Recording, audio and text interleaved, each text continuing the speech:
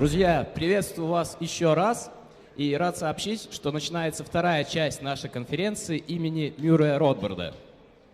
И сейчас на нашей сцене выступит британский политик и активист Томми Робинсон, который не понаслышке знает, что такое быть преследуемым за свои слова и политическую позицию. Welcome, Tommy.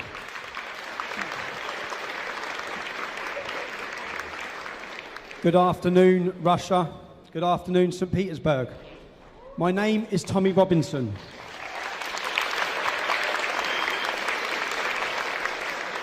I am a free speech activist and a journalist from Great Britain. Today I'm going to give you a presentation on the rape of Britain.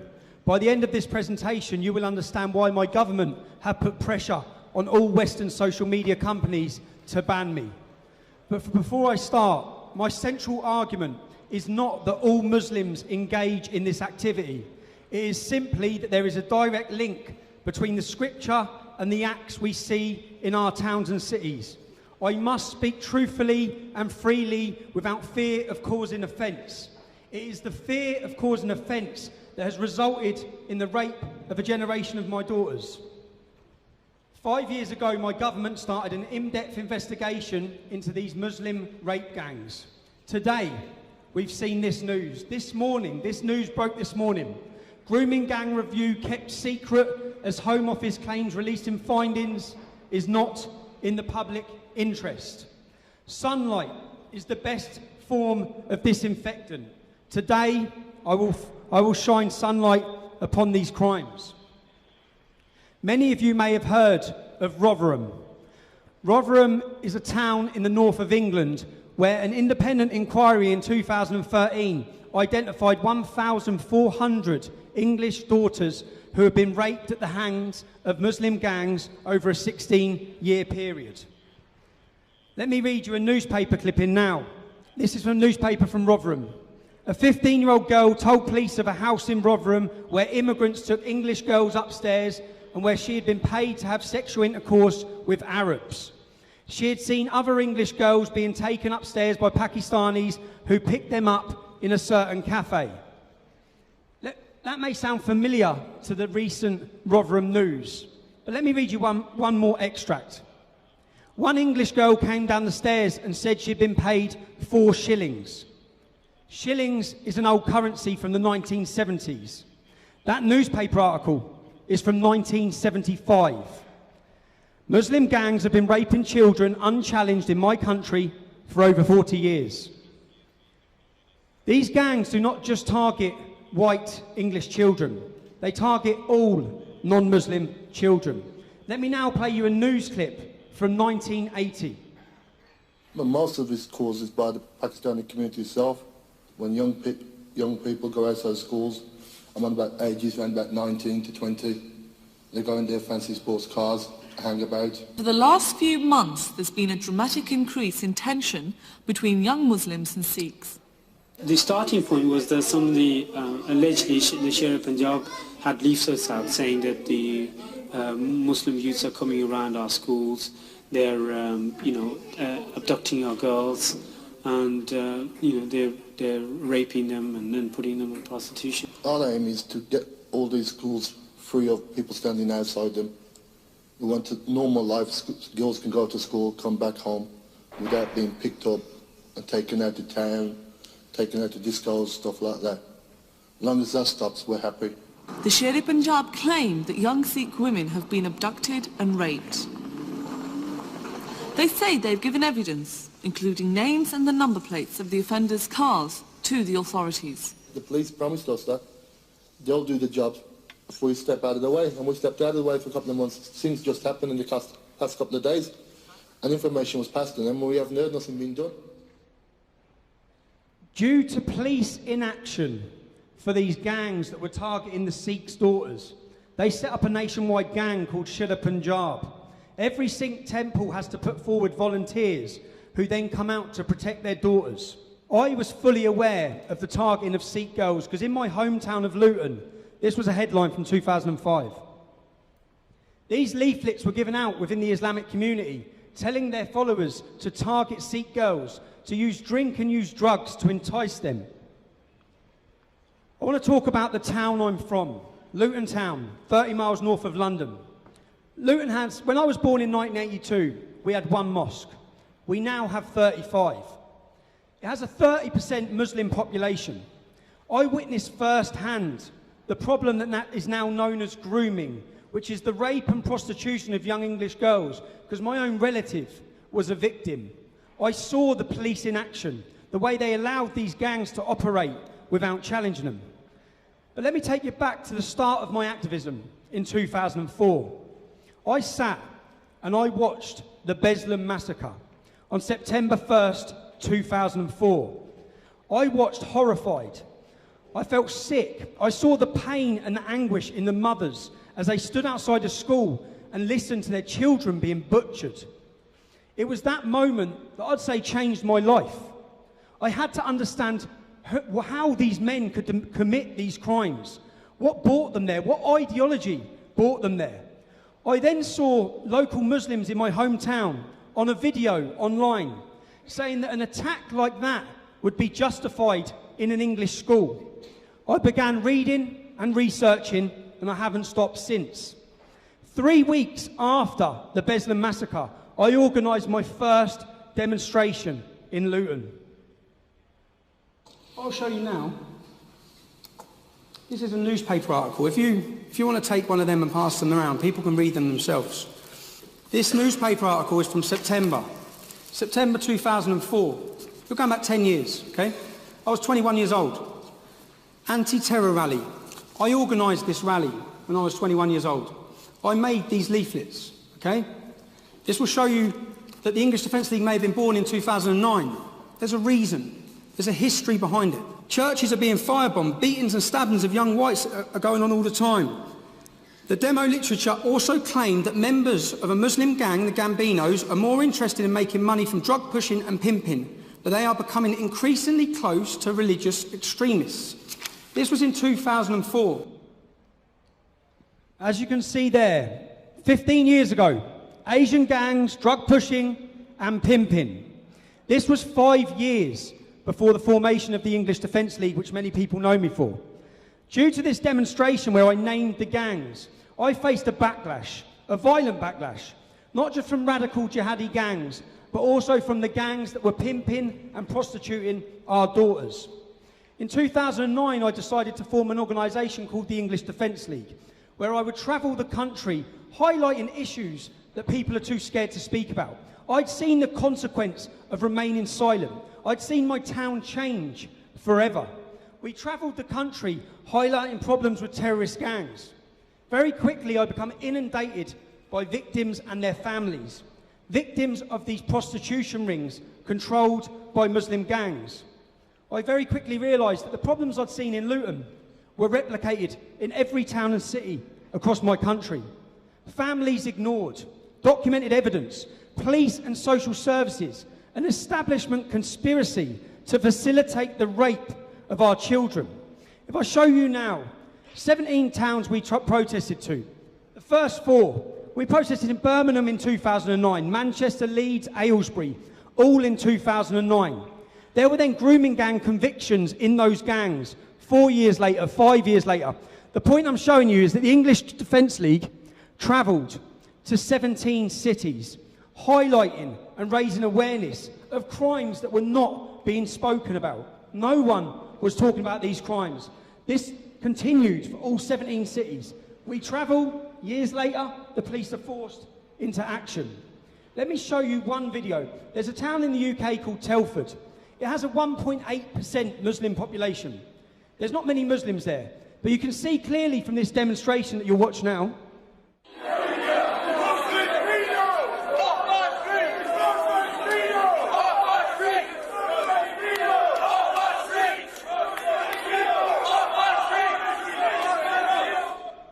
You can hear very clearly our message: Muslim paedophiles off our streets.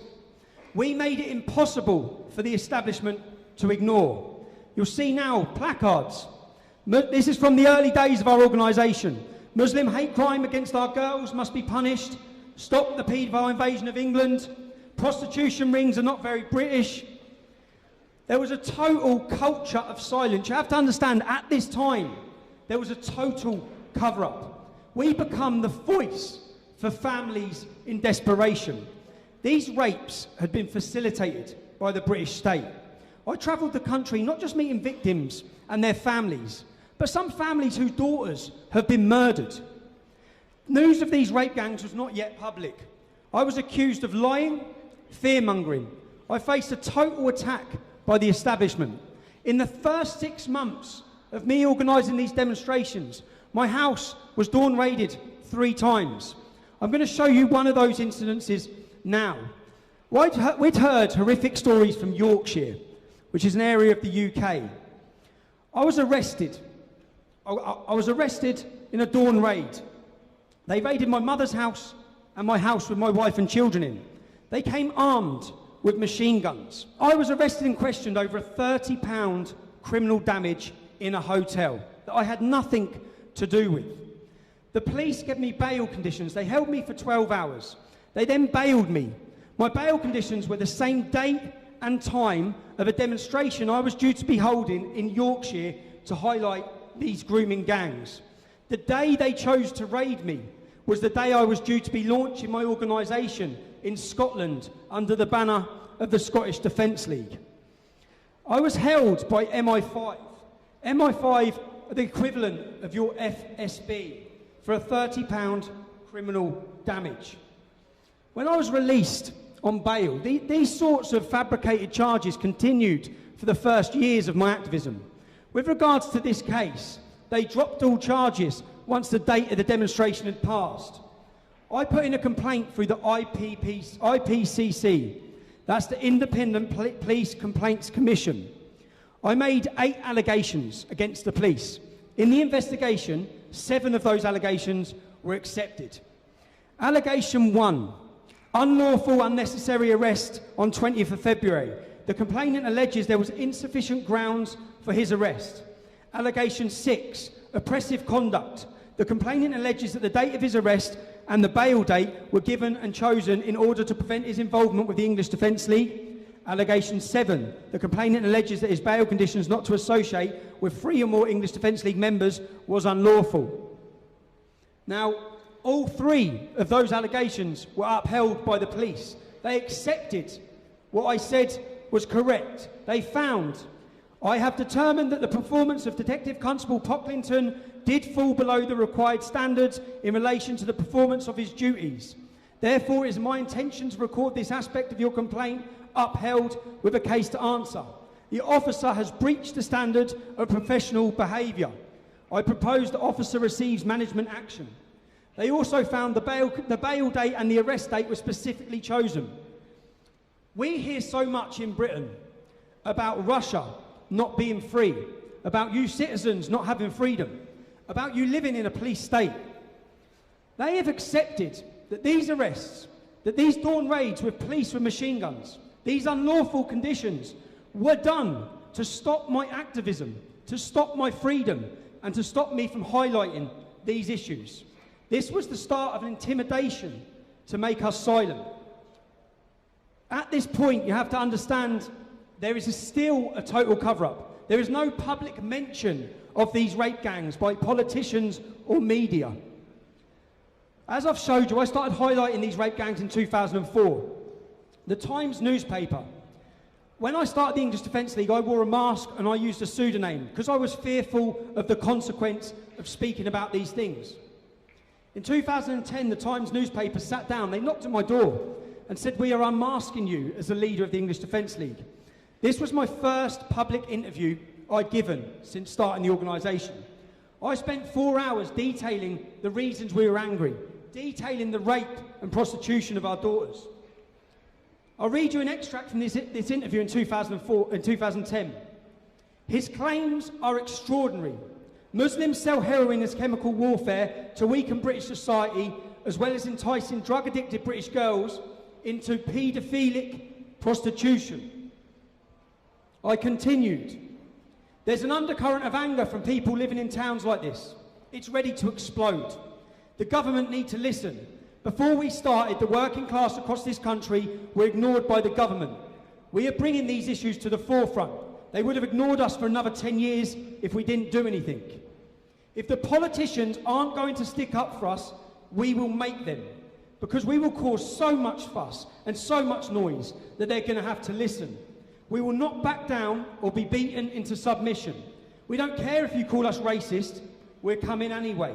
We will continue doing it until someone listens. At this point, the establishment have tried intimidation. They've tried arrests. It hasn't worked. Now they face a big problem because quite clearly we're telling them we're not backing down. The value of our children is more important. The world's media were attending our demonstrations where thousands of men and women screamed in the streets demanding action. You've seen our banners from demonstrations. I then began being invited onto mainstream TV channels. As you'll see now, this is the biggest news channel in the UK. If I ask you, do you know anyone that's hooked on heroin sold to them by Muslim gangs? You probably don't. I do. Do you know any beautiful girls that you went to school with that are now wearing a burqa that don't see their family? Probably don't. I do. Do you know anyone who's been murdered by a Muslim gang? You probably don't. I do. Do you know any 15-year-old girls that you know that you've grown up with that have been raped or pimped? You don't. So I don't expect you to understand the issues. These are all personal issues of yours. Personal issues in towns and cities like mine that are happening, and they're not happening with the Sikh community, they're not happening with the Jewish community. And indeed, they're not happening with most Muslims. No, they're happening within the Islamic community. This is what I'm saying, that it's an Islamic problem. And when I'm just a simple person, so I'm just a normal person, but when I'm looking at, I have to look for where this hatred is coming from. As you could talk about members of the white community doing all sorts of atrocious things. Yeah, but not 24-year-old groups of 10 of them hanging around outside school gates. You've never seen a white gang? And purposely targeting. Never seen a white gang? Are we going to pretend that Muslim groups are not out there purposely targeting our youth and pimping them? Are we going to pretend it's not You're happening? not pretending white people aren't doing that? Then not in the same manner, not in the same group. They're saying it's a cultural thing which is going on within their community. And no one dare say it.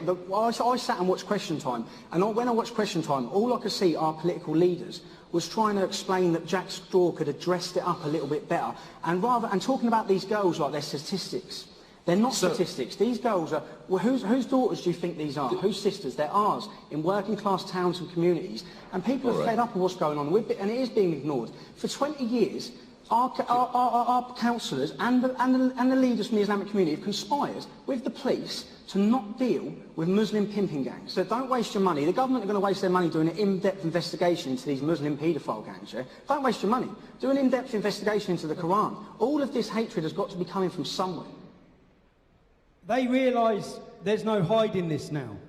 With this pressure, the spineless police force began to act. I'm going to show you a graph now. This is a graph that shows the arrest rate. You'll see the line change. In the first 18, there was 18 arrests in the 11 years before the English Defence League formed. When the English Defence League forms, the next year, there's 36 arrests. Twice as many as the previous 11 years. You can see the graph go straight up, where these problems are now being tackled. When I started the English Defence League, there was a court case for these rapes every 60 weeks. Now there's a court case every 6 weeks. Andrew Norfolk is a journalist for the Times newspaper. He is the man who is accredited with exposing this rape scandal. When he spoke about it, he called it a grooming scandal. But here's a newspaper article from 2010. Before any Andrew Norfolk expose. This is Andrew Norfolk reporting on an English Defence League demonstration. Because he'd come to our demonstrations. He'd heard our speeches. Remember, I sat down with this same newspaper the year before, telling them claims which they called extraordinary about child prostitution rings. In 2011, he was the first journalist to say what we had been saying. Revealed conspiracy of silence on UK sex gangs. He essentially repeated what I told him the year before in his own newspaper, the extraordinary claims. He'd repeated what he'd heard in our speeches. But I'm not going to tell you that the English Defence League forced Andrew Norfolk to report on it. I'll leave that to him. 7 years after shelving a potentially explosive story, journalist Andrew Norfolk found his conscience calling him. As the years went by, I had this very uncomfortable feeling like I hadn't done my job. Demonstrations were sweeping across the country, led by the emerging face of the far right, the English Defence League.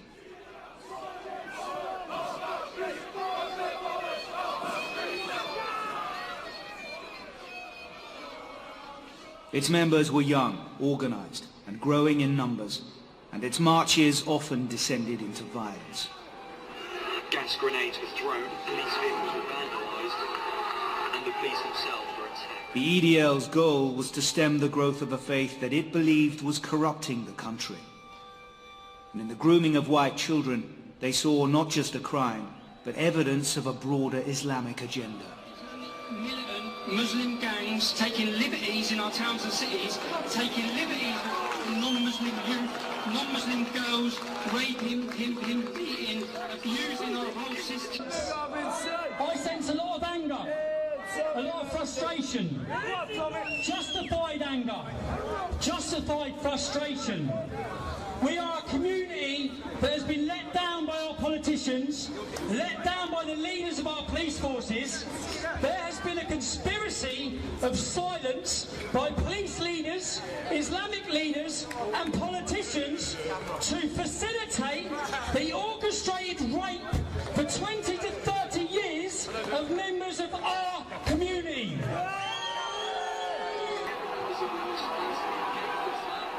The squeamishness of the liberal establishment, and that includes the media, national politicians, police forces, social services, in actually confronting what was going on, left a void, and into that void marched the EDL.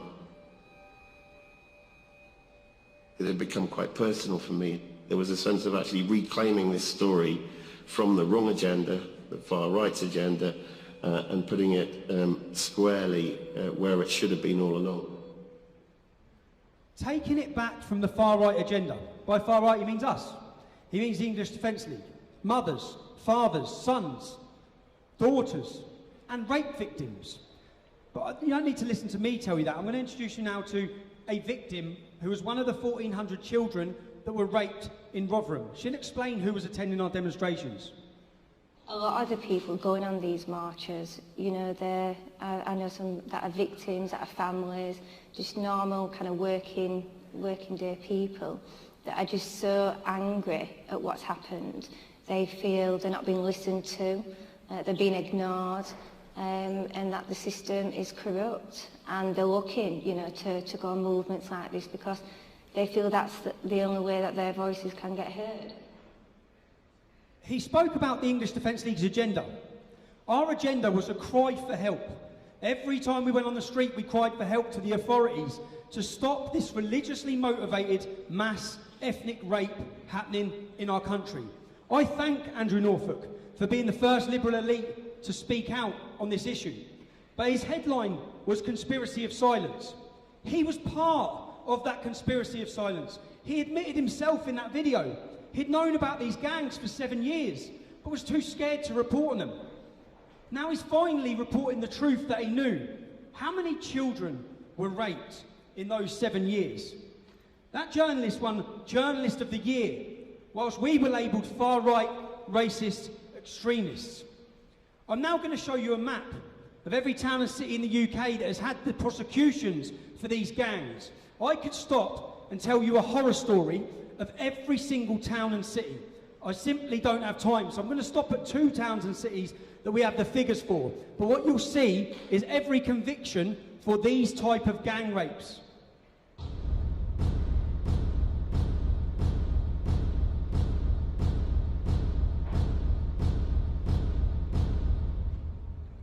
We've stopped at Rotherham, the town I spoke about earlier. The same Yorkshire town where the police travelled 170 miles to dawn raid me whilst they were still trying to suppress these crimes. Laura Wilson was murdered in 2011 by a Muslim grooming gang. She was stabbed in the head and dumped in a canal. There were 3 brothers involved in these gangs, cousins involved in these gangs. There were originally supposed to be 1,400 victims. Now we know it's 1,510. There were children as young as 11 years old were targeted. They were doused in petrol, set alight, threatened with guns. They were made to watch their friends be violently raped. They were literally picked up outside their schools by Muslims driving taxis. A lot of these stories I used to tell, people didn't believe. But now we have it in black and white from the Alexis J report in 2013. 2 of these girls' fathers, they were 13 years old, They'd been kidnapped, they were in a house being raped. The dads turned up to get their children back. The police turned up and arrested the fathers, left the children in the house. One girl of 15 years old, when she went for sanitary services, she had a glass bottle broken inside her vagina. Another young 12-year-old child, this is all just in this town, was in a derelict house with 5 Muslim men who were abusing her. The police turned up. They arrested the girl, the child, for being drunk and disorderly. One victim was raped by over 100 men. They were raped in forests, in kebab shops, in taxis. Currently, there are 200 police officers working for the National Crime Agency just in this city investigating these crimes. There's been 102 arrests and 23 ongoing investigations. This is Telford. We spoke about Telford earlier. I showed you us demonstrating there in 2011. The girl in the bottom left is Lucy Lowe. Her mother and her sister were set on fire and burned alive by one of these gangs. The child next to her is Becky Watson. She was another victim of a paedophile Muslim gang. She was killed in the man's car. The other girl next to her is Vicky Round. They got her hooked on heroin. She died of an overdose. She was a child. Her sisters were also groomed and abused. In this town alone, there have been 1,000 child victims. They raped them in churchyards. Again, many of these people are brothers and cousins. One child was raped for 36 hours. One of the men convicted of rapes in 2012, he was convicted of raping 2 13-year-old children. He was again convicted in 2015 for 3 more counts of rape. He will be released from prison next year. So far, there have been 10 convictions in Telford.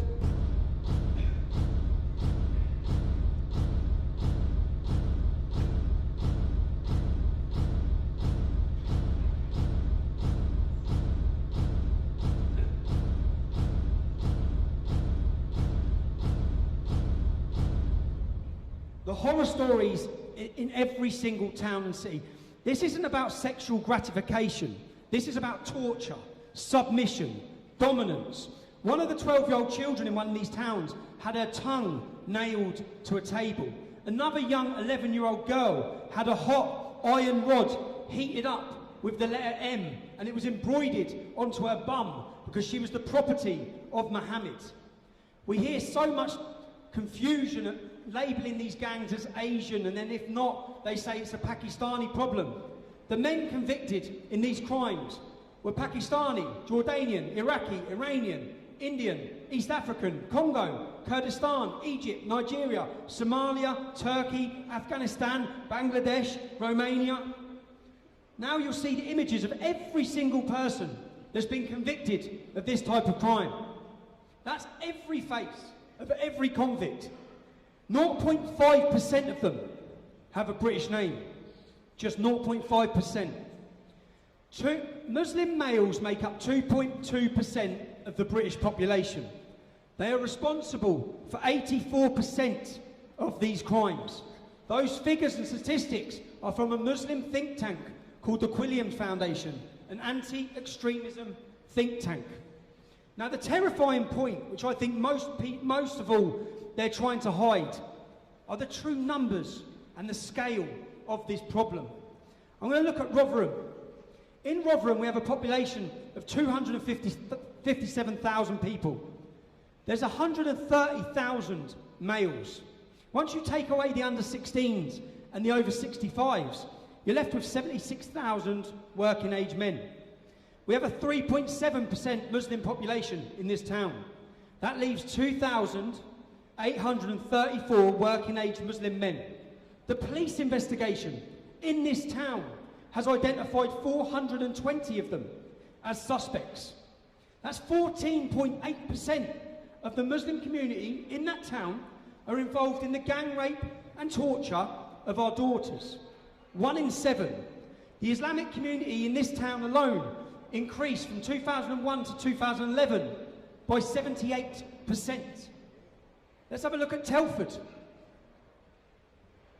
Telford has a total population of 166,000 people. 88,000 males.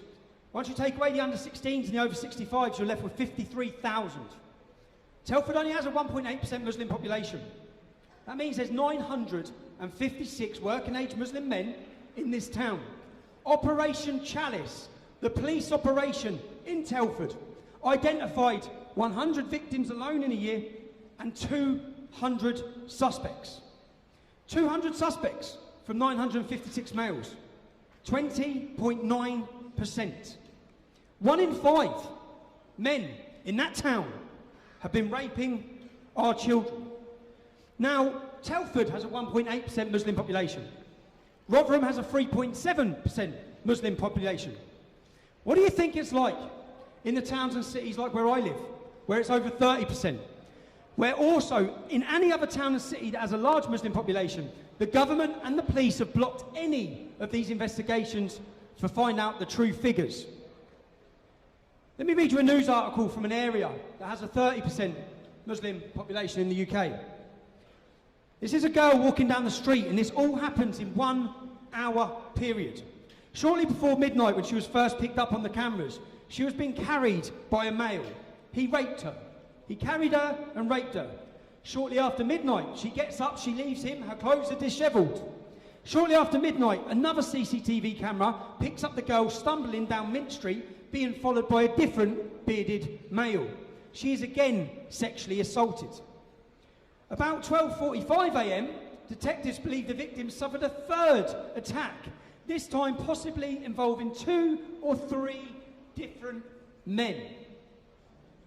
How many victims have there been in my country to these gangs who have been allowed by the British state to operate?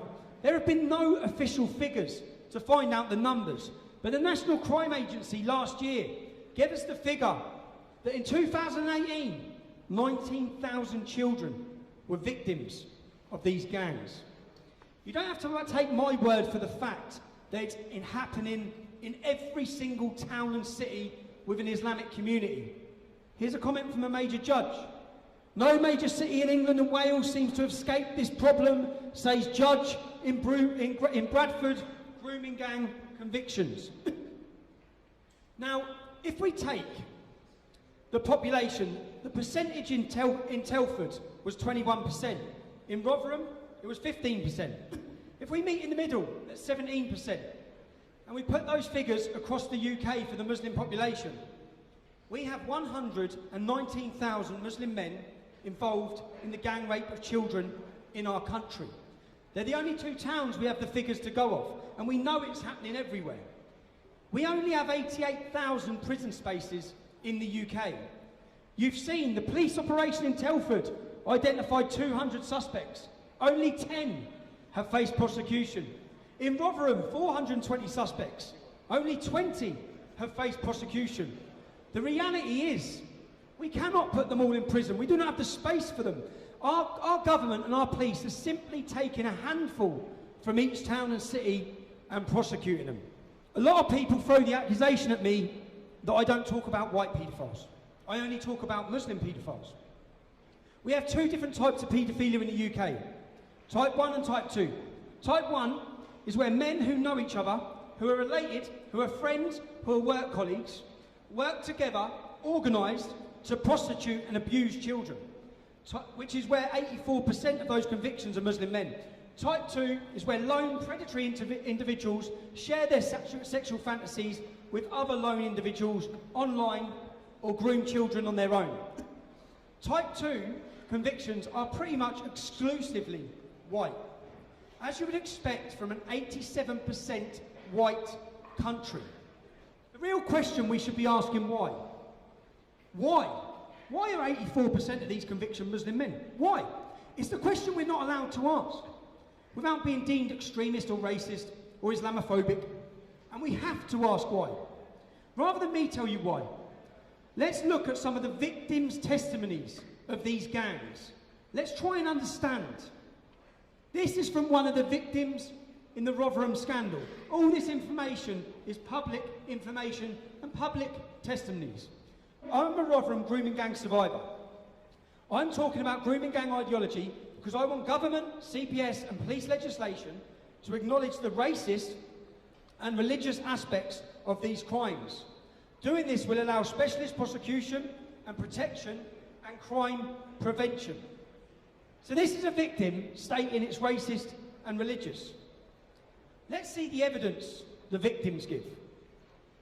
As a victim, I was repeatedly told that I am worthless, that I am a piece of scum, that I am white trash, that I am a whore. I was raped multiple times, I was beaten, I was tortured, and throughout all of that I was constantly being racially abused. There's a constant barrage of, you're a white slag, you're a white whore, you're a fucking gory, which is the Pakistani word for white person. So the racist abuse was non-stop. The religious abuse is real. I was taught it as a type of othering, like our Pakistani girls are good and pure and they cover themselves, they're virgins till they're married, but white girls are trash, they're whores, they all sleep with hundreds of men, they're all worthless. I don't think it's good to hide this information. A sort of, we are better than you and there's nothing you can do about that, and it's purely because we are Muslim and we are Pakistani and So that's the victims. One's from Telford, one's from Rotherham. Let's see what one the gang had to say. All white women are good for is for us to fuck. Okay? The next one. This gang hung their country's flag over the victim whilst 20 of them gang raped her.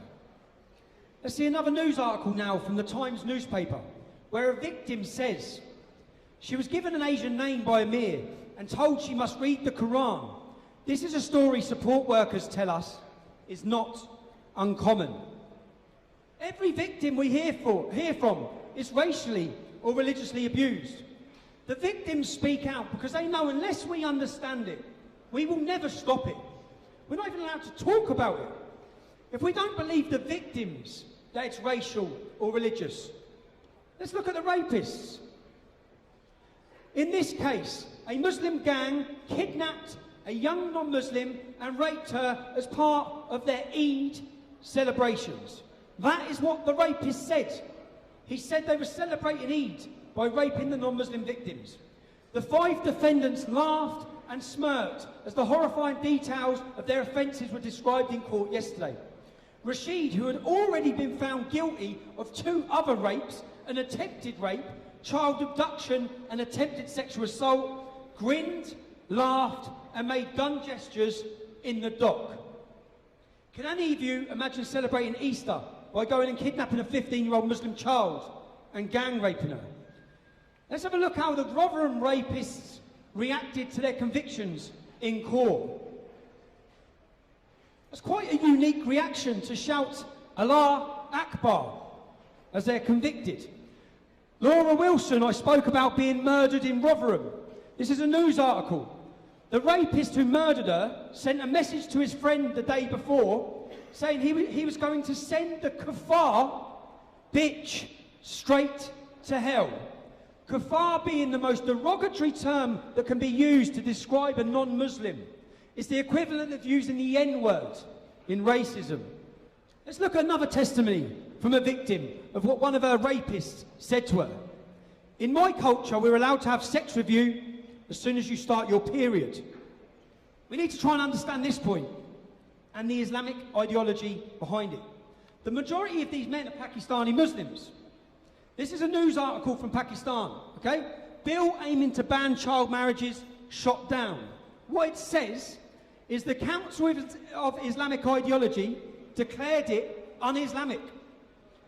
Why would stopping men having sex with children be anti-Islamic? That's in Pakistan, you might say. You live in Britain. Let me show you a news article now from Britain.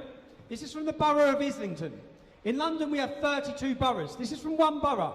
This article is written by an Iranian Kurdish women's rights organisation, Muslim Women.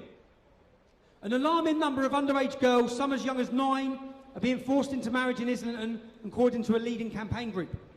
The Iranian Kurdish women's rights organisation claim at least 30 children in the borough were forced into marriage in 2010. Diana Nami explained the girls are married in the mosque's Sharia courts. They are still expected to carry out their wifely duties, and that includes sleeping with their husbands, she said. They have to cook for them, wash their clothes, everything. They are still attending schools in Islington, struggling to do their primary school homework, and at the same time being practically raped by middle-aged men regularly and being abused by their families. So they are a wife, but in primary school uniform. Primary school in the UK, you go to under the age of 11. Children in the UK are being married in mosques and raped. Because, get on to why. I'll show you another news article. This Muslim man went to a madrasa school in an Islamic ghetto in the UK. He was taught in that school that when a child starts their periods, they become a woman and he can have sex with them. He raped a 13-year-old English child. But the judge recognised that Islamic teachings in this school taught him that sex with children was okay. He was let off. He got no prison sentence. To understand the Islamic mindset, once a girl or a boy starts puberty, okay, they become a woman or a man. A little girl could be playing with her doll one day. She has her period. The next day, she is a woman. There is no adolescence in Islam. It's not just the men that follow this. Let me play you another clip. Not being raped. Tommy, excuse me. Tommy, you're making more noise than the lot outside. Okay, I'm from Oxford. I'm from Oxford, and I'm from Oxford. There's an active case going on at the moment. Thames Valley Police are investigating grooming of young women. Grooming of young women. She corrected me. We're talking about an 11-year-old child that was raped on that show. She corrected me phrasing it as young women, as young girls. Yeah, I said children. She said young women. That is not a slip of the tongue. When I started the English Defence League, I didn't know much about Islamic scripture. I just saw extremism and rape gangs. I am constantly called a misinformed, uninformed bigot, okay? Politicians, media elites, none of them have looked into any Islamic scripture. I have studied the Quran from front to back. I've wrote my own best-selling Quran. I've read the hadiths. I've read the biography of Muhammad, written by Ibn Ishaq. It's the first biography of Muhammad's life, written 100 years after his death. The hadiths in Islam are stories of Muhammad's life, and they are put together where Islamic law, Sharia law, is taken from those extracts. The word sahih in Arabic means authentic. They have authentic hadiths. I'm now going to quote some hadiths to you. First of all, we have Sahih Bukhari. So Sahih meaning authentic. The Prophet engaged me when I was a girl of 6. Allah's apostle came to me in the forenoon, and my mother handed me over to him. At that time, I was a girl of 9 years of age. Now we have Abu Dawud, another hadith. The messenger of Allah married me when I was 7 years old. The narrator Suleiman said, or 6 years. He had intercourse with me when I was 9 years old. At the time of her relationship with the Prophet Muhammad, she had a doll. The next scripture. This is narrated by Aisha herself. I used to play with the dolls in the presence of the Prophet. My girlfriends also used to play with me. When Allah's messenger used to enter my dwelling, they used to hide themselves, but the Prophet would call them to join and play with me. The playing with dolls and similar images is forbidden, but it was allowed for Aisha at the time, as she was a little girl, not yet reached the age of puberty. This is the reason middle-aged men marry 9-year-old children in my country. This is the reason. The scripture is there. This is the reason the rapist told the child he could have sex with victims once they start their period. Let's continue with some witness testimonies. We're allowed to do thighing if girls are too young for sex. This is what one of the men told one of the child rapists. We're allowed to do thighing. What is thighing? I'll play the next video. This here is Tahrir al-Wasila. and it's volume number 2, and published in the Islamic Republic of Iran. We'll take a look at the license of the book, published by the institute that publishes and spreads the teachings of Imam Khomeini. This is their email if you'd like to go and say thank you to them. This is the book that I was forced to study in the Islamic Institute of Iran. This is the book of Sharia law. Come over here. The chapter of marriage, the ethics of conducting a marriage contract, marriage procedure, page number 255. Sharia law number 12, clearly he rules, this is his verdict. لا يجوز وطء الزوجة قبل إكمال 9 سنين. It is not permissible to sexually penetrate the wife before she finishes 9 years old, whether it be permanent or temporary marriage. وأما سائر الاستمتاعات, as for other methods and means of sexual pleasure and entertainment, كاللمس بشهوة, like touching out of sexual lust and hugging out of sexual lust, والتفخيذ, thighing, which basically means folding the thighs of the underage girl and penetrating her thighs.